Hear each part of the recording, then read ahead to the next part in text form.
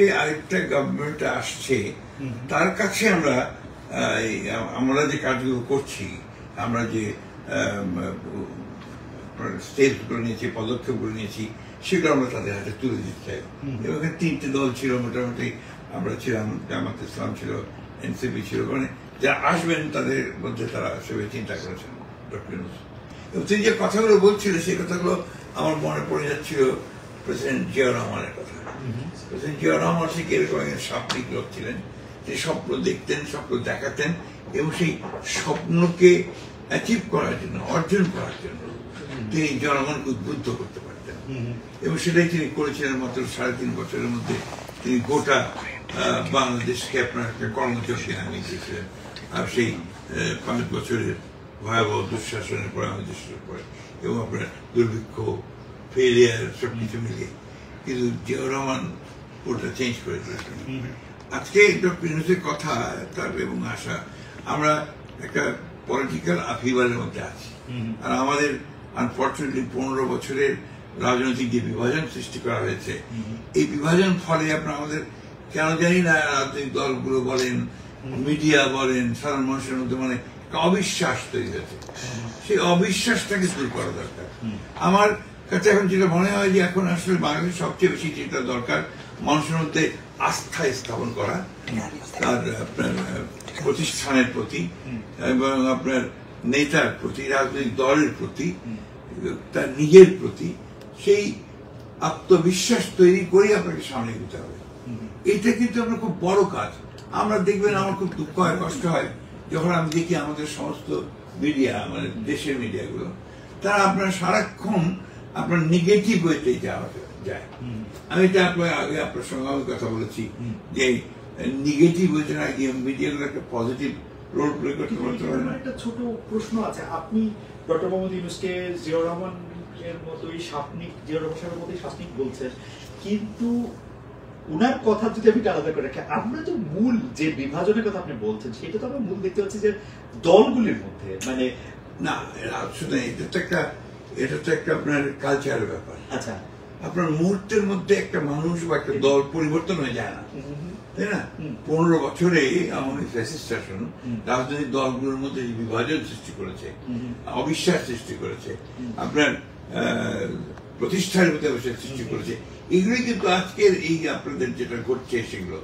আবার এর মধ্যে আপনাদের অনেক কিছু এসছে বিভিন্ন বাইরে থেকে, বিভিন্ন মিডিয়া দিয়েই আপনার একটা প্রচারণা, নেগেটিভ প্রচারণা চলে। হ্যাঁ, নেগেটিভ প্রচারণাটা মারাত্মক ব্যাপার, যেটা আপনি আগেও বলছিলেন। এমনকি মানুষের মধ্যে একটা সাংঘাতিক রকমের আস্থার অভাব দেখা যাচ্ছে যে ফেব্রুয়ারিতে সময় মতো ইলেকশন হবে কিনা। আপনার কাছে কি মনে হয়? না, অবশ্যই ইলেকশন হবে। এখানে ব্যাপারটা হচ্ছে কি যে ওই কথাগুলো বলছিলাম, আপনাকে এগুলোকে একটু ভিন্নভাবে দেখতে হবে। আচ্ছা, ইস্যুটাকে ভিন্নভাবে দেখতে হবে। যে অবিশ্বাস মানুষের মধ্যে তৈরি হয়েছে, সে অবিশ্বাস সৃষ্টি দূর করে বিশ্বাস সৃষ্টি করার জন্য এটা আপনাকে কাজ করতে হবে। সেগুলোর জন্য আপনাকে সেভাবে এগোতে হবে। আমরা এখন যেটা দেখছি, একটা জিনিস আমি কনভিন্স যে ডক্টর মোহাম্মদ ইউনূস তিনি নির্বাচন করতে চান, এই ব্যাপারে তিনি খুব দৃঢ় চিত্ত সহযোগী করছেন। এবং বিশেষ করে আমাদের দলের একটি চেয়ারপারসন তারেক রহমান সাহেবের সঙ্গে মিটিং এর পরে এটা আপনার নিশ্চিত হয়ে গেছে। এবং আমি যতটুকু আমার দৃষ্টি থেকে আমি দেখি যে রাজনৈতিক দলগুলো জানে নির্বাচন হবে, প্রতিষ্ঠান যেগুলো স্টেক হোল্ডার্স, তার সেনাবাহিনী, অ্যাডমিনিস্ট্রেশন, তারাও জানে যে নির্বাচন হবে। কিন্তু একটা জিনিস আপনাকে সব মনে রাখতে হবে, বাংলাদেশ কিন্তু আপনার একটা সরল সহজ ব্যাপার নাই। এটা সবসময় একটা জটিলতার মধ্যে পড়েছে, আবদ্ধের মধ্যে পড়েছে। এবং যে কোনো কারণেই হোক আমাদের শত্রুরা তারা বাংলাদেশকে একটা অস্থির অবস্থার মধ্যে রাখতে চেয়েছে। এখন যে প্রবণতাটা, এটা খুব ডেঞ্জারাস। সেটা এনার্কি তৈরি করা, মব ভায়োলেন্স, আপনার বিরুদ্ধে আক্রমণ করো, ওর বাড়ি ভাঙিয়ে দাও, ওর ফ্যাক্টরি পুড়িয়ে দাও, এইটা আপনার একটা ভয়ঙ্কর ব্যাপার। এই জিনিসগুলো কিন্তু আগে ছিল না। এটা আপনার এইবারের পরে আমি দেখতে পাচ্ছি যে খুব পরিকল্পিত ভাবে কোন একটা পক্ষ থেকে এই কাজগুলো করানো। কোন পক্ষ থেকে এটা মনে হতে পারে যে এটা মানে এটা আমাকে এই মুহূর্তে আমি নাম বলতে পারবো না, কিন্তু যারা বাংলাদেশের স্থায়িত্বতে বিশ্বাস করে না, স্থিতিশীলতাতে বিশ্বাস করে না, যারা বাংলাদেশ একটা নিজের পায়ে নিজের দ্বারা শক্ত করে সেটা চায় না, তারা এই অস্থিরতা সৃষ্টি করতে চায়। আর এবার কি অন্তত ইউনিটি তৈরি হয়েছিল। আপনার 5ই আগস্টের পরে ছাত্র জনতা, সেনাবাহিনী, এটা একটা ব্যবসায়ী সকলের মধ্যে একটা আপনার অত্যন্ত সুন্দর একটা আপনার একটা ঐক্য তৈরি হয়েছিল, একটা সহৃদয়তা তৈরি হয়েছিল যে আমরা পারবো, উই ক্যান চেঞ্জ দিস। ওই জায়গাটাকে ভাঙার চেষ্টা করা হয়েছে। এখন আমি 24 ঘন্টা যদি আপনার বিরুদ্ধে বলতে থাকি, হ্যাঁ, তাহলে কিন্তু একটা নেগেটিভ ব্যবস্থা তৈরি হয়ে যায়। আর যদি আপনার প্রতিষ্ঠানের বিরুদ্ধে বলতে থাকি, তাহলে সেটা নেগেটিভ হবে। আপনাকে তো বাস্তবতা দেখতে হবে যে বাংলাদেশের বর্তমান পরিস্থিতিতে এত নাজুক, সেখানে we should go slow, we should একটা মানিয়ে নিয়ে এগুলো। আমি রাতারাতি এখানে আপনার একটা বিপ্লব সফল করে ফেলা, বিপ্লবী সরকারকে দিয়ে আপনার দেশের সবকিছু বদলে ফেলা, এটা সম্ভব হবে না। রাতারাতি সমস্ত ঘুষ দুর্নীতি আপনি বন্ধ করতে পারবেন না। রাতারাতি আপনার এই যে মানুষের মধ্যে যে জিজ্ঞাসা, এগুলোকে দূর করতে পারবেন না।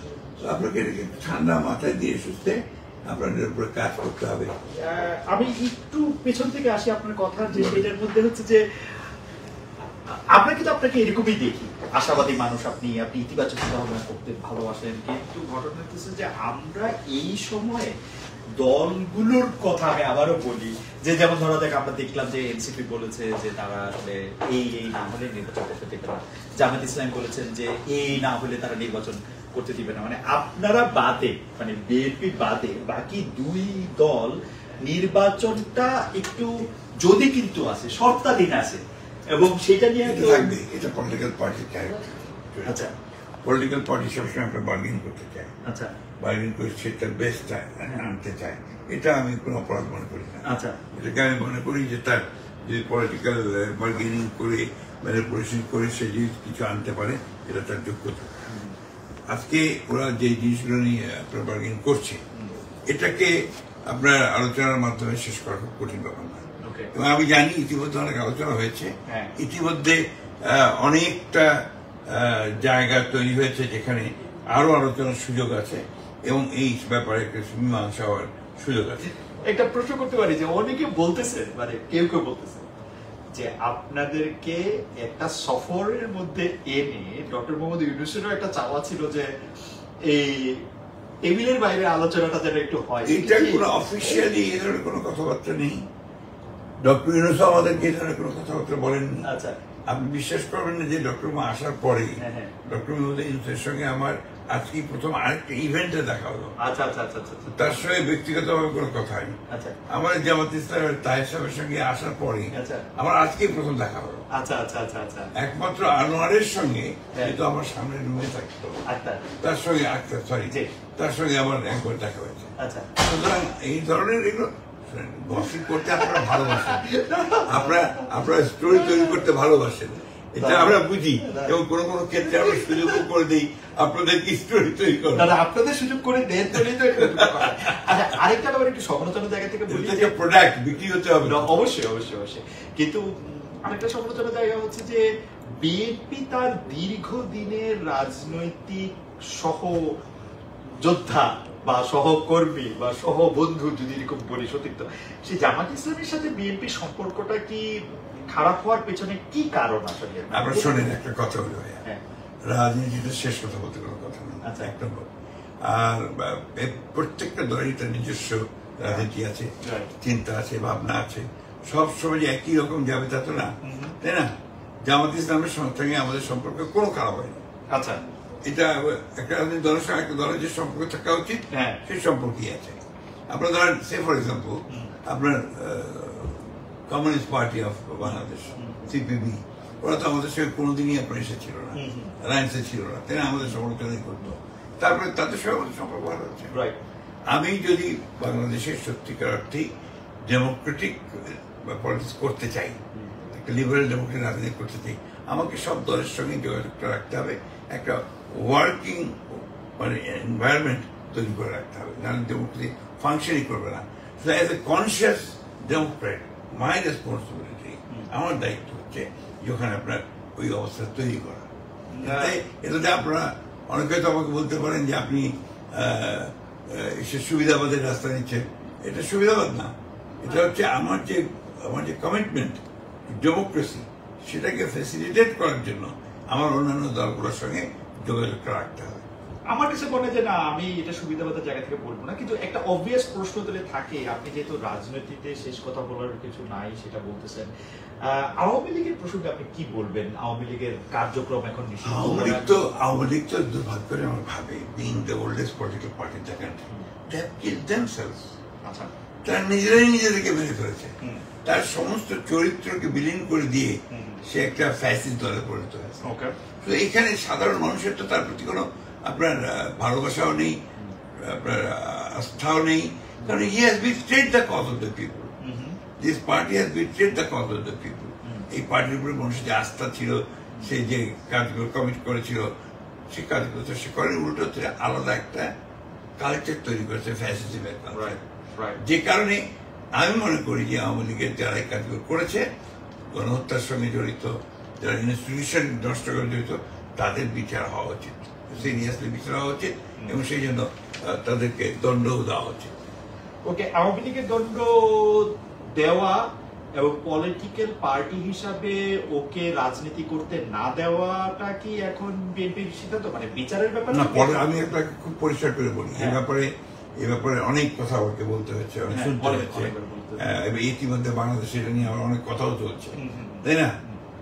আমি ব্যক্তিগতভাবে আগেও আপনাকে বলেছি, আমরা স্টেটমেন্টে বলেছিলাম, আমাদের চেয়ারম্যান সাহেব, আমাদের অ্যাক্টিং চেয়ারম্যান সাহেব সবাইকে বলেছিলেন যে আমরা কোনো রাজনৈতিক দলকে নিষিদ্ধ করার পক্ষে নেই, কিন্তু যদি সেই রাজনৈতিক দল কোনো গণহত্যার সঙ্গে জড়িত হয়, সেই রাজনৈতিক দল দেশের আপনার যে গণতান্ত্রিক প্রতিষ্ঠানগুলোকে ভেঙে দেওয়ার জন্য দায়ী হয়, সেই জন্য নিশ্চয়ই তাকে শাস্তি পেতে হবে, এটাকে আইনের আওতায় আসতে হবে, দেশে যে আইন আছে সেই আইনের আওতায় আসতে হবে, সেই দিক থেকেই কথাগুলো বলা।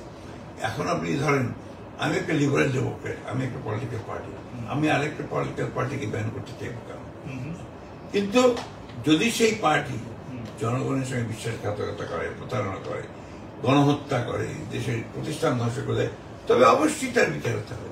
ওকে, আপনি বিচারের জায়গা থেকে বলছেন আরেকটা বিষয়, আপনি মার্কিন যুক্তরাষ্ট্রে আসার পরই একটা সমালোচনার জায়গা তৈরি হয়েছে যে আপনাকে আমার মানে একটি পত্রিকা, যেটি পশ্চিমবঙ্গের একটি পত্রিকা আপনাকে মিসকোট করেছে, যেটি আবার বিএনপি পক্ষ থেকে এটাও দিতে হবে। এটা আসলে কি, মানে এটা যদি আমাদের ব্যাপারটা একটু বলি ভাই, এখানে কতগুলো নীতিগত প্রশ্ন আছে।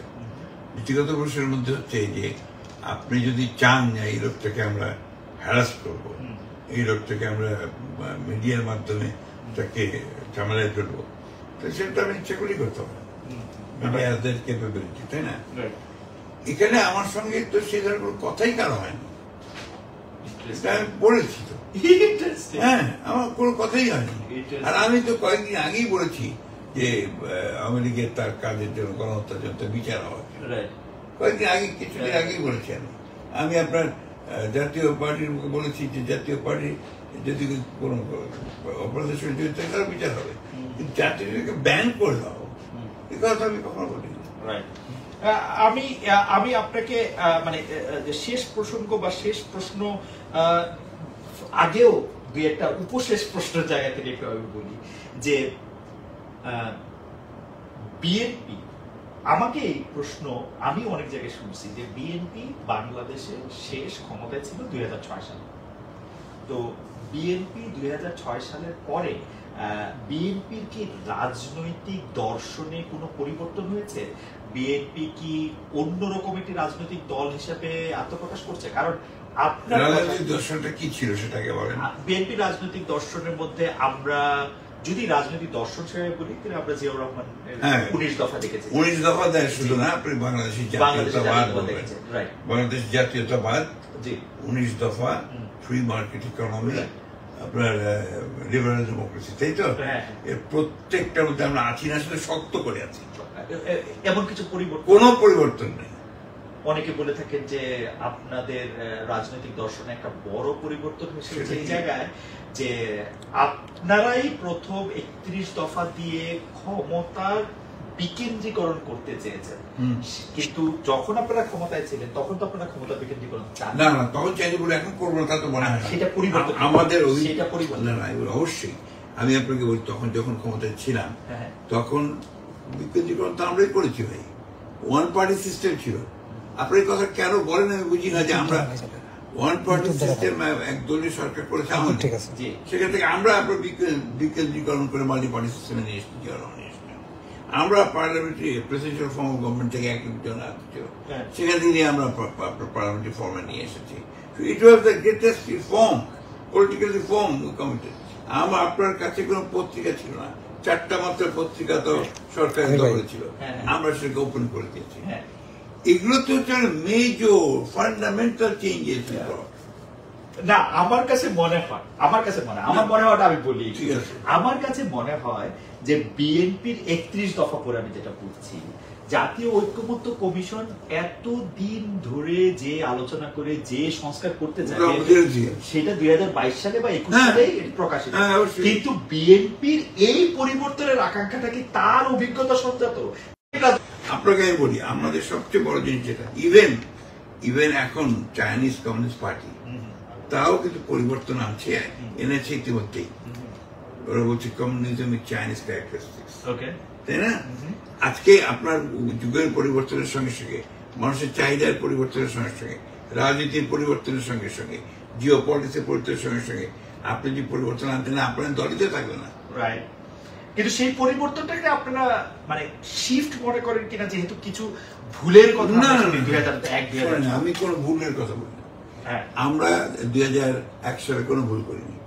আমরা 2000 তারও আগে আপনার 91 কোনো ভুল করিনি। আমরা তখনকার প্রয়োজন ছিল যেটা, সেটা করেছি। আপনি দেখেছেন 3 দলীয় জোট করেছি আমরা, 3 দলীয় জোট করে প্রেসিডেন্সিয়াল ফর্ম অফ গভর্নমেন্ট থেকে পার্লামেন্টারি ফর্মে গেছি, তাই না? আমরাই তো কেয়ারটেকার গভর্নমেন্টের অপোজ করে আবার কেয়ারটেকার গভর্নমেন্ট নিয়ে এসেছি। তো আপনি দলটাকে ছোট করে দেখেন কেন? এই দল বাংলাদেশের সবচেয়ে বিপ্লবী দল, যারা পরিবর্তন করে নিয়ে এসেছে।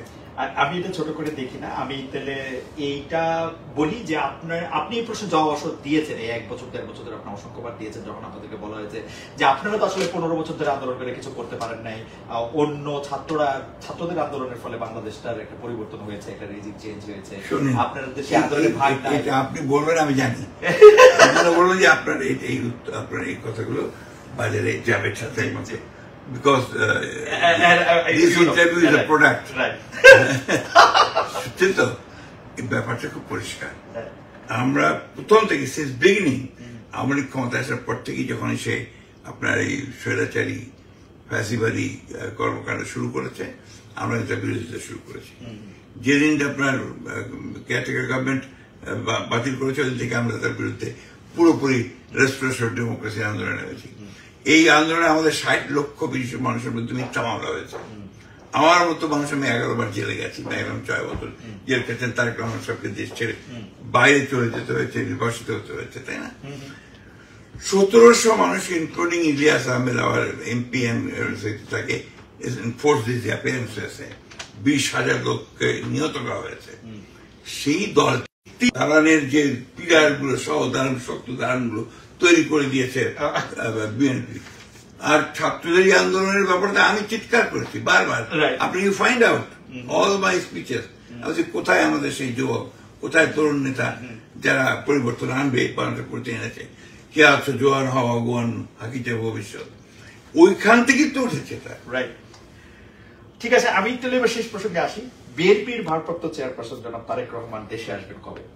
উনি দেশে আসবেন যে মুহূর্তে ওনার সব লিগাল প্রবলেম গুলো যাবে, 1। 2 নম্বর, যে মুহূর্তে আমরা মনে করব যে politically time is ready for his arrival, he will come. Legal problem কি এখনো অবশিষ্ট আছে? তো এখন আছে, আমারই তো আছে। আচ্ছা, তো আপনি আপনার লিগাল প্রবলেম আছে স্টিল? আপনি না, আমরা থেকে এটা ফেস করছি। আপনি থেকে ওনাকে তো আমরা চাচ্ছি যে একটা অবস্থা, উনি আমাদের নেতা, এই জাতির নেতা উনি এখন। হ্যাঁ, তাকে তার সমস্ত সিকিউরিটি ইন অল রেসপেক্ট আমাকে দিতে হবে।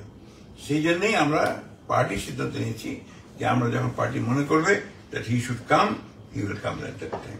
আমার একটা কৌতূহল, এই প্রশ্ন আমি বারবার করি, সেজন্য আমার কৌতূহলটা প্রতিবারে, উনি 1 নাম্বার মানে নিরাপত্তার ক্ষেত্রে 1 নাম্বার ঝুঁকি, উনার ক্ষেত্রে আপনারা কাকে মনে করছেন? না, নিরাপত্তার ঝুঁকি কিন্তু আমরা ওইভাবে দেখি না। আচ্ছা, কারণ পিপলস ব্যাংক, পিপলস লিডার, তাকে নিরাপত্তা তো তার পিপুলে দেবে।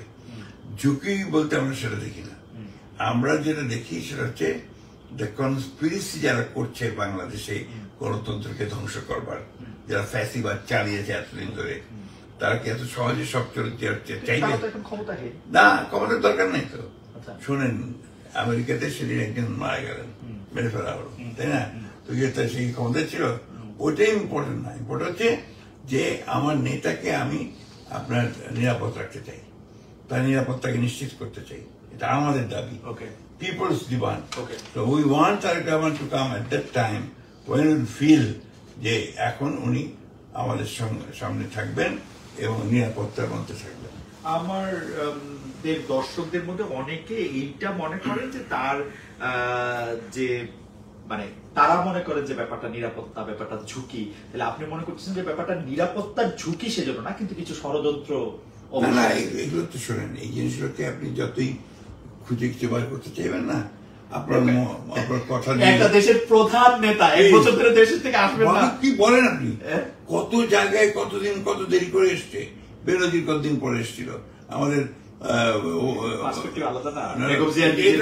এটারও পার্সপেক্টিভ আলাদা আছে, বুঝতে হবে এটা।